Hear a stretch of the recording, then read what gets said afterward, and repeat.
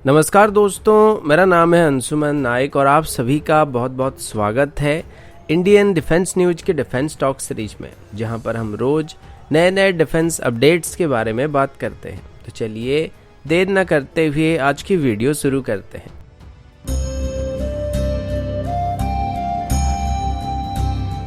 आज की पहली अपडेट लाइट कॉम्बैट हेलीकॉप्टर को लेके है। लाइट कॉम्बैट हेलीकॉप्टर या LCH की बात करें तो ये भारत का पहला इंडिजिनस कॉम्बैट हेलीकॉप्टर है, जिसको काफी दिनों से लाइन ऑफ एक्चुअल कंट्रोल में टेस्ट किया जा रहा है। वैसे अभी तक इंडियन आर्म फोर्सेस में अटैक हेलीकॉप्टर की सेगमेंट इतना अच्छा नहीं था और हमारी एंटी एमो कैपेबिलिटी इतना बेहतर नहीं था, लेकिन अभी धीरे धीरे अपाचे हेलीकॉप्टर और रुद्र जैसे हेलीकॉप्टर को भी शामिल करने के बाद हमारी अटैक हेलीकॉप्टर की स्ट्रेंथ काफी हद तक मजबूत होने लगा है। अब पिछले 1-2 सालों के अंदर चाइना के साथ चल रही तनाव की वजह से इमरजेंसी बेसिस पर लाइट कॉम्बैट हेलीकॉप्टर को इंडक्ट करने का फैसला किया गया था और ऐसे 15 हेलीकॉप्टर को खरीदने का फैसला किया गया था। ये लाइट कॉम्बैट हेलीकॉप्टर की LSP यूनिट होने वाली थी, यानी कि लिमिटेड सीरीज प्रोडक्शन यूनिट होने वाले थे और इनमें से 10 को इंडियन एयरफोर्स ऑपरेट करने वाला था और 5 इंडियन आर्मी ऑपरेट करने वाली थी। इनकी प्रोडक्शन को अभी HAL की तरफ से पहले से ही शुरू किया जा चुका है और एरो इंडिया शो के दौरान भी इसमें से 1 से 2 यूनिट को इंडियन एयरफोर्स की तरफ से डिस्प्ले किया गया था, जो कि इंडियन एयरफोर्स के कैमो के साथ दिखाया गया था और अभी पहली बार इंटरनेट में इसकी एक आर्मी वर्जन को भी देखा गया है। अब ओरिजिनल प्लान के मुताबिक इंडियन एयरफोर्स और इंडियन आर्मी में कुल मिलाकर 179 हेलीकॉप्टर की जरूरत पड़ने वाली है और इसी वजह से अभी इंडियन एयरफोर्स की तरफ से एडिशनल 65 लाइट कॉम्बैट हेलीकॉप्टर को और आर्मी की तरफ से 114 लाइट कॉम्बैट हेलीकॉप्टर को खरीदने के लिए प्रपोजल को पास किया जा चुका है। अगला अपडेट पाकिस्तान की तरफ से है। 1 या 2 दिन पहले हम दिवाली के बारे में बात कर रहे थे, तो उसी दौरान इंडियन आर्मी और पाकिस्तानी आर्मी के बीच कुछ स्वीट वगैरह एक्सचेंज किया गया था। तो उसको लेके मैंने कमेंट किया था कि काश ये भाईचारा सिर्फ दिवाली या ईद के अवसर तक सीमित ना रहे तो एक अलग ही इतिहास को बनाया जा सकता, लेकिन वैसा होता नहीं और ये उसके 1 या 2 दिनों बाद पता लग गया, क्योंकि अभी 1 दिन पहले ही पाकिस्तान मैरीटाइम सिक्योरिटी एजेंसी के कुछ जवानों की तरफ से इंडियन मछुआरों के ऊपर अचानक से गोली चलाने की वजह से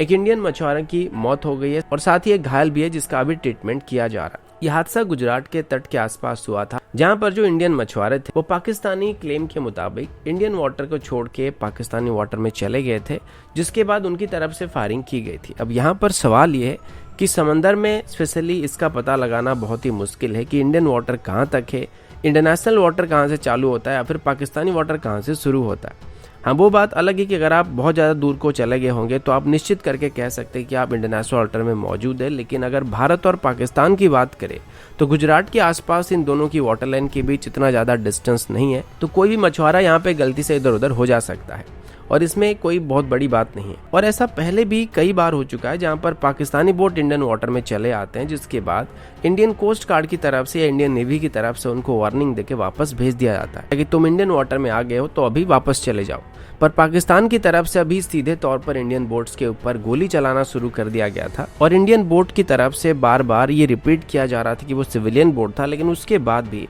पाकिस्तान की तरफ से फायरिंग की जा रही थी।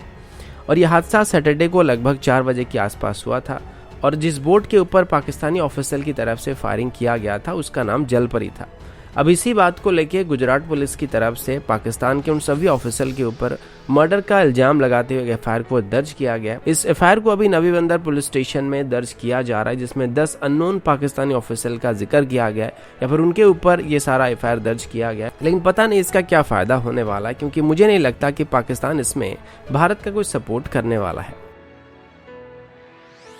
अगला अपडेट इंडियन आर्मी की तरफ से है। आप सब जानते हैं कि जो लोग इंडियन आर्मी ज्वाइन करते हैं उनको मैक्सिमम टाइम बॉर्डर में गुजारना पड़ता है और इसमें मैक्सिमम लोग +2 के बाद इंडियन आर्मी को ज्वाइन कर लेते हैं, जिस वजह से उनको बीच में जाके आगे की पढ़ाई करने में थोड़ा दिक्कत होता है और कई ऑफिसर या जवान हायर स्टडी भी करना चाहते हैं, लेकिन ड्यूटी की वजह से वो फुल टाइम कॉलेज नहीं जा सकता और 75% का अटेंडेंस होना आप सबको पता होगा, बताने की जरूरत नहीं है।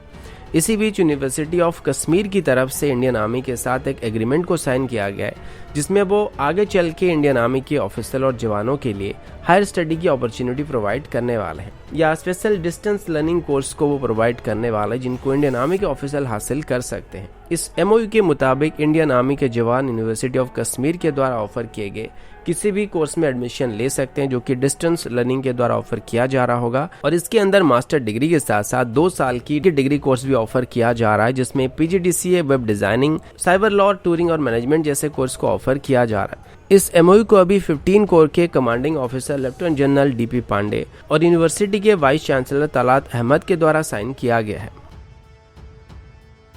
अगला अपडेट भारत और चाइना को लेके। अब बॉर्डर में तो भारत और चाइना के बीच फेसअप चलता रहता है, लेकिन इन पिछले कुछ दिनों से चाइना सोशल मीडिया के जरिए इंफॉर्मेशन वॉरफेयर को भी भारत के खिलाफ काफी जोरों शोरों से इस्तेमाल करने की कोशिश कर रहा है। इसी बीच ट्विटर में कुछ चाइनीज ऑफिशियल्स की तरफ से भारत को एक तरीके से धमकी भी दिया जा चुका है, जहां पर चाइना की तरफ से अरुणाचल प्रदेश में भारत के खिलाफ कोई एक्शन लेने की बात की गई है। और ट्विटर में अभी कई वेरीफाइड चाइनीज PL ऑफिशियल की ID को देखने के बाद इसमें सेम तरीके की पोस्ट को किया गया था, जिसमें वो अरुणाचल प्रदेश की तवांग और डोंगजंग वाटरफॉल तक कब्जा करने की बात कर रहे हैं। और कुछ ऑफिशियल के मुताबिक चाइना जल्दी यहां पर कब्जा करने की कोशिश करने वाला और आर्मी उनकी निकल चुकी है। हमारे डिफेंस एक्सपर्ट्स का कहना है कि मे भी एक चाल हो सकता है या फिर सच में चाइना का ये प्लान भी हो सकता है, जिसमें वो अरुणाचल प्रदेश की तवांग तक कब्जा करने की कोशिश करने वाले हैं। अब पिछले कुछ दिनों से भारत और चाइना के बीच जैसे हालात चल रहे हैं, ऐसे में ये कहना नामुमकिन भी नहीं हो सकता कि चाइना अरुणाचल प्रदेश में